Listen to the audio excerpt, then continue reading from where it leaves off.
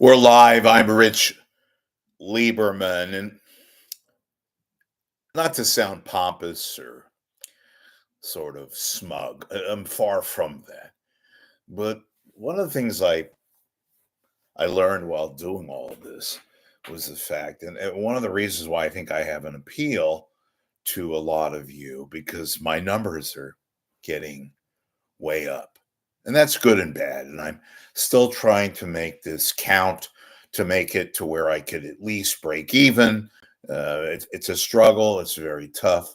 But um, I was just saying, one of the reasons why I think that I can relate to some of you, if not all, is that I'm honest with you and I'm open. My life has always been pretty much an open book. I've never hid away from that. And that includes vulnerabilities and my own flaws. And I'm dealing with a lot of that now. In fact, just recently had a major uh, flaw in my path these days come to fruition. And I've got to deal with that. It's nothing vastly serious. It's just kind of a personal thing with regards to a friendship. And I I love being, when I say truthful, not that I wouldn't be otherwise. There are things that I obviously I can't talk about. I don't want to talk about. They'd be boring anyway. But one of the reasons why I did this reporter's notebook, I'm copying from it was a syndicated kind of virtue from reporters who spoke about their trials and tribulations away from the main stories. And that's what I'm trying to do here, is that for some of you, it's sort of cathartic, and far from me to be cathartic to you.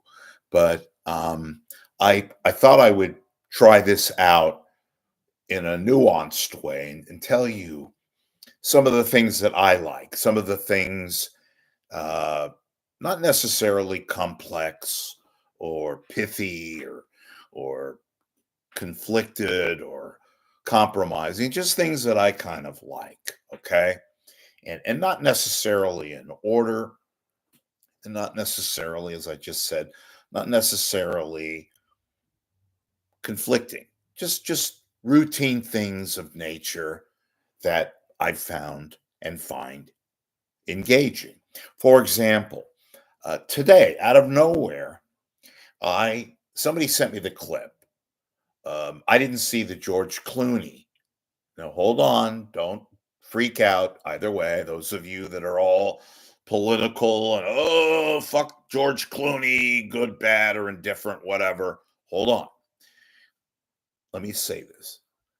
So somebody sent me the clip to the 60 Minutes interview he did, and it's kind of a preview of his play, which opened earlier this month in New York. And my God, he plays a character, Edward R. Murrow. And those of you that remember his film, which debuted about 20 years ago, is an adaptation of that.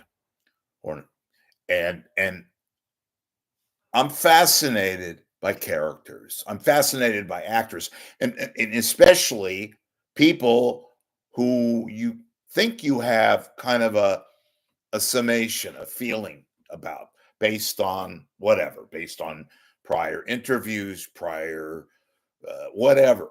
And when I said, "Hold on, don't go crazy about Clooney," I thought this guy was kind of a smug, typical leftist, which Hollywood celebrity actor, that kind of a thing. And I know about his background. His dad was a big, uh, anchor in Los Angeles and then in back east, and of course his aunt Rosemary Clooney and all that. So I didn't know much about him, knew about his background. So I watched the 60 Minutes piece. I'd like to post the link, but you could probably find it. I don't want to get in trouble with legal issues, CBS and all that. So, but it's a really damn good interview, and they do it right there at the Winter Garden Theater on Broadway in New York. And it's a fascinating look at this character. It's not really a character, it's a real life person who, of course, now is dead, been dead years and years. Edward R. Murrow. Good Night and Good Luck is the name of the play, was the name of the movie. And Clooney is a remarkable person. By the way, he was also interviewed by Jake Tapper. Again, hold your anger, disgust, or your praise, or whatever you feel about Jake Tapper. It's a 20-minute interview on CNN, and it's Clooney, and they're in the same setting. They're in the theater right there in New York, and the play debuted back on April 3rd. And it's the hottest thing on Broadway for good reason. The set is masterful. They got an A-rate director.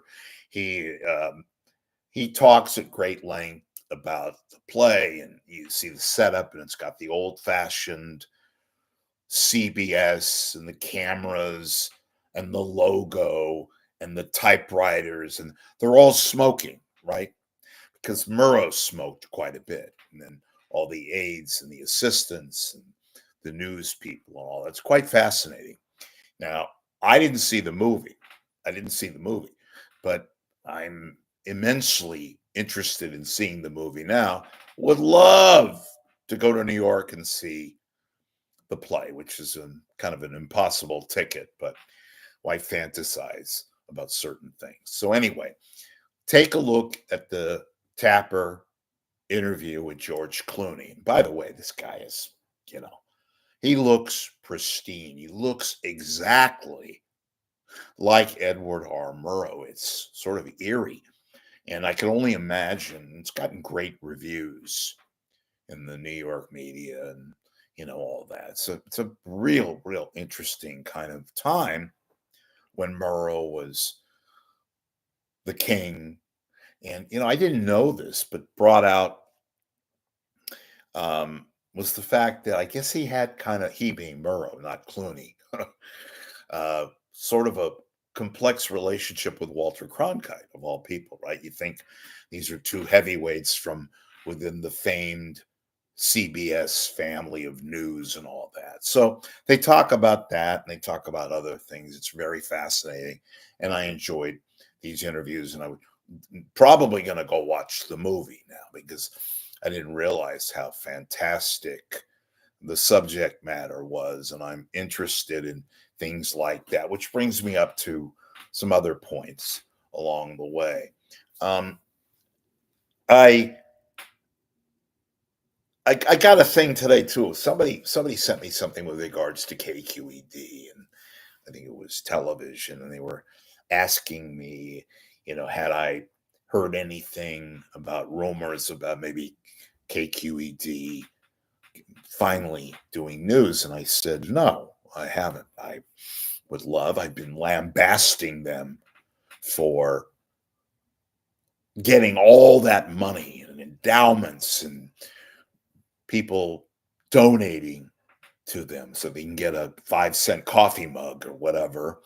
And here they are, a multi-million dollar enterprise, which they are, getting subsidies, no less, from people, government. That might change now because of a certain administration. But anyway, and yet they have very little programming with an emphasis on news, right?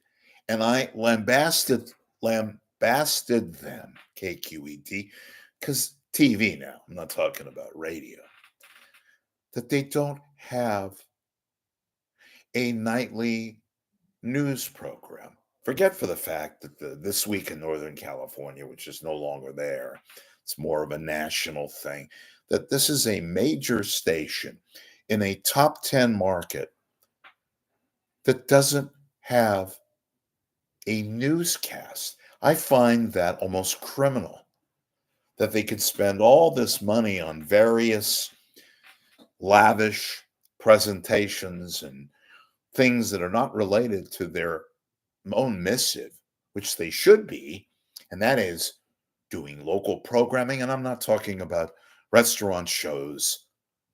I'm talking about just a basic newscast, which they used to do in the early 60s to late 60s when I was like a little kid. It was called Night. What was it? It was Night Newsroom. Mel Wax. Remember that guy? Remember that name? And it was just a guy looking into the camera, much like I am now, but a little farther away. And they did a newscast. My point is, with all this money that they have, and the fact that they don't do a newscast, and there's no oversight. I mean, I'm sure there is, but there's no, figurative oversight. People seem to put up with it. Chronicle doesn't write about KQED. I find it incomprehensible that a not just a broadcast outlet that has significant play and cachet still in specifically San Francisco, that has millions and millions and millions of dollars, whether it's revenue through, endowments and subsidies. And don't forget, yes, viewer donations. That where does that money go? Why do they not have a newscast? Now, that's a very expensive proposition. I get it. Of course it is. But you can do something very simple. You can have basically something to which you can at least account for. People would be, I assume, okay with something. Doesn't have to be elaborate. You can have a one person, you can have a one camera, and that's it. Maybe a couple little sporadic outside reporters doing things that they should be doing anyway. Yet we don't see it. And I don't mean to rail on and on and on, but it irritates me. I wasn't thinking about this, but I got this email today and it made me rethink about what I've said for the past year now.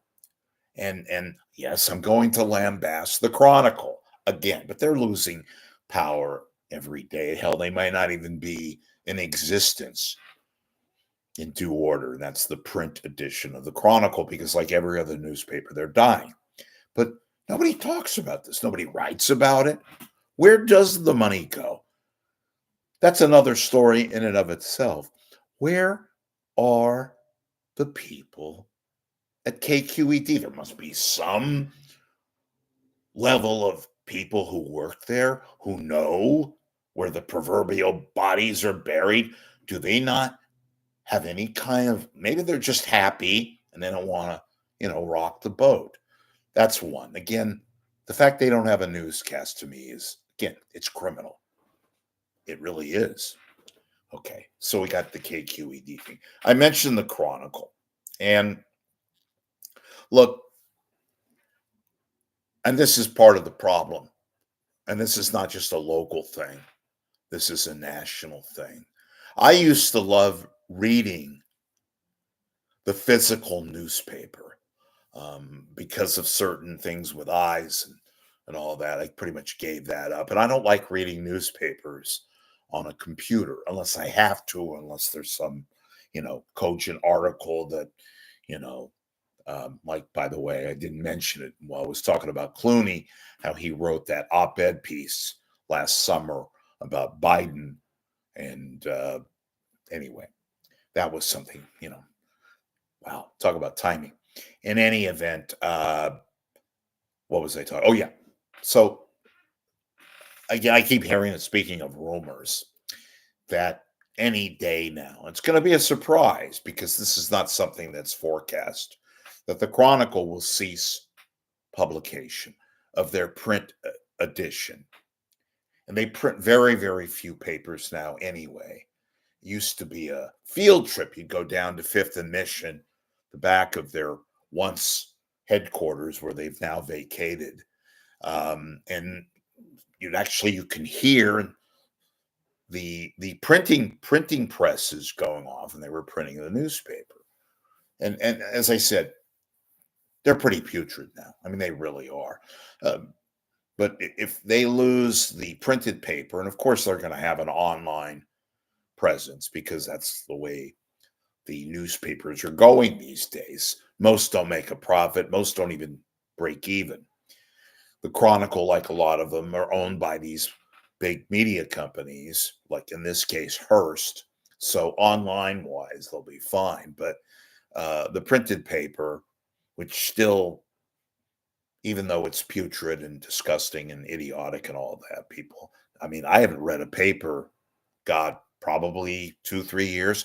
And I used to make it a habit of reading the Sunday paper, much like I used to look forward to reading the New York Times on Sunday. To stayed away from the editorial pages. That's way too lousy in my book now. But I love to read, their magazines and their other features and things like that. And haven't read the New York Times, the physical Times.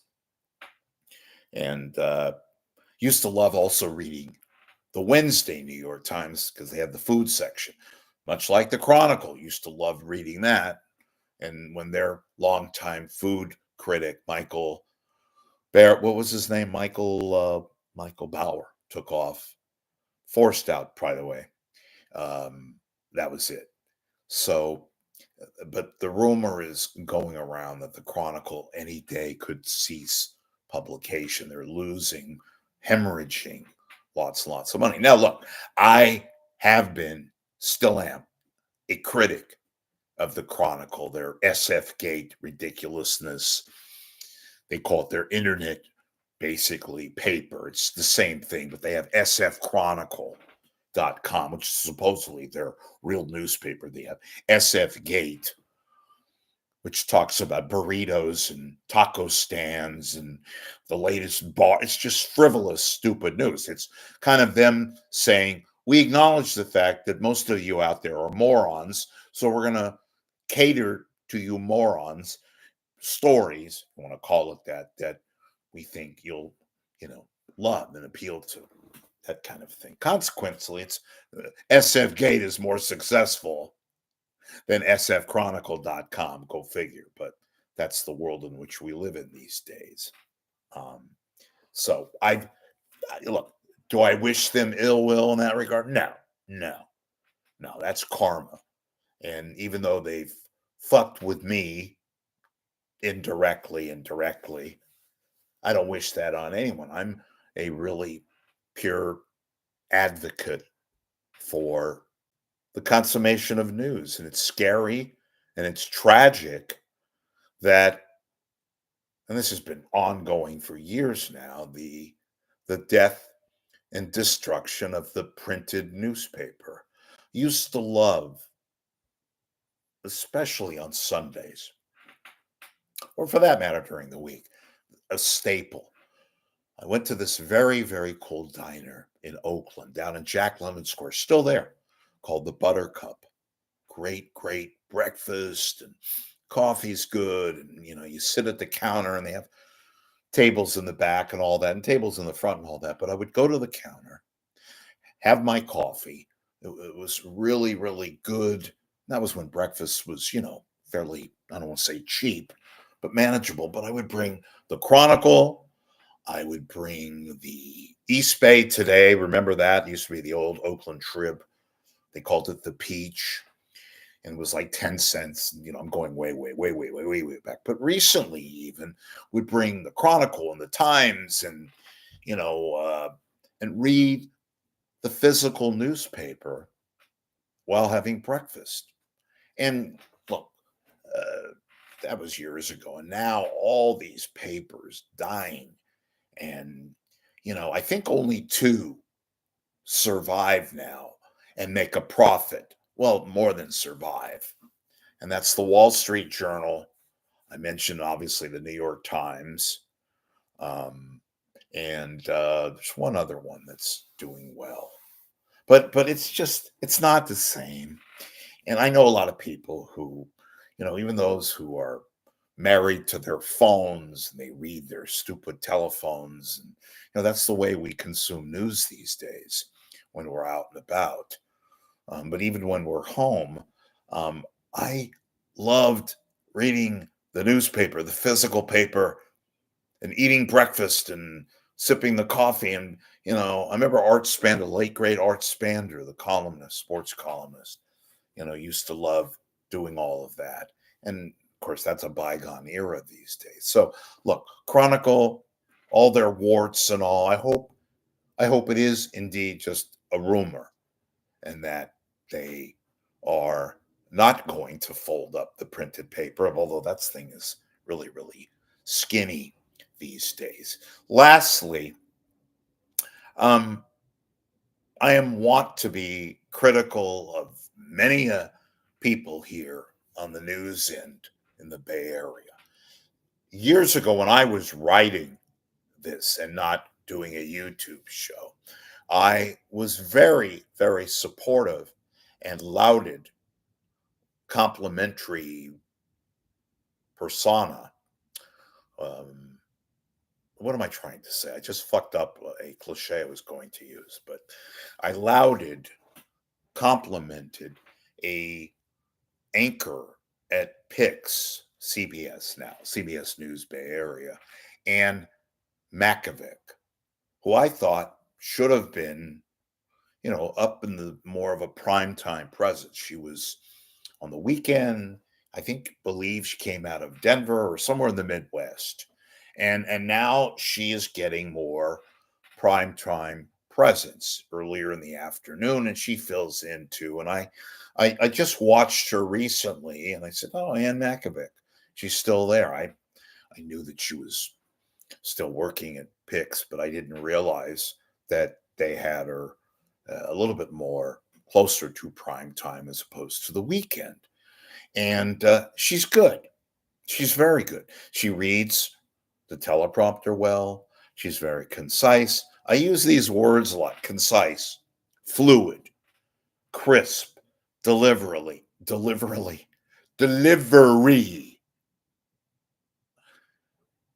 God, delivery. There's no drama. She just does her job. It is spectacularly unspectacular. And so I want to give credit and I want to give a notice to Ann Makovic if you watch her on Channel 5 or CBS News, whatever. They use all these codes now: CBS News Bay Area, ABC 7, NBC 3, you know, another impersonal aspect of the news presentation today on TV. Anyway, I'm going off tangent here. I like Ann Makovic. You know, and then finally want to talk about something real briefly, and that has to do with Dion Lamb. I mentioned this about a week ago, and I want to re-mention it again, just to be completely clear and overt on this. When Dion Lamb first came to the Bay Area about 5 years ago from Florida, I found her to be kind of odd. Weird delivery, the nasal voice, the odd kind of, speaking of delivery. And I wasn't especially a believer. I subsequently thought she improved, thought she was good, and has, become a regular staple of my viewing. She's staying now at Channel 7. There was some rumors that speaking of rumors again, that she might be moving on because she wanted more of a weekday presence as opposed to the weekend. Let me just say this. I don't think she's the second coming of a female Cronkite. I said she was good. That's a key word: good, not great. Nobody is great these days. Being average is somewhat of a commodity. And I compliment her because I think she does, for the most part, a very decent job. That's all I said. Some of you made it sound as if I was like in her back pocket or something. Or she was in my back pocket. I forget the analogy I'm trying to do here. So you know what I'm saying. I think she does a credible job, and much better than some of her other prototypes over there who are not that great in my book. So that's all I said. And I wanted to emphasize that, the days of really solid, fantastic anchors has gone bye-bye. That's the kind of state we're in, the environment which we live under. Most of you folks don't even watch television news. A lot of you do, but most don't.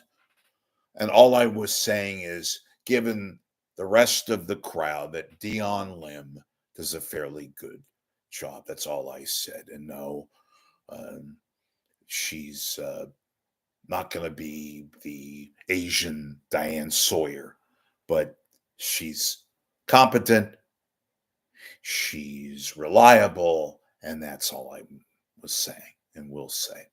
Okay, so based on feedback, hopefully you like this. Many of you will not like this, some of you will. It's a little lengthy at times, but you know what? I don't give a shit about models, about do this in 5 minutes, do this in 10 minutes, don't do it in 20. I feel like a lot of you sit down, maybe you're not,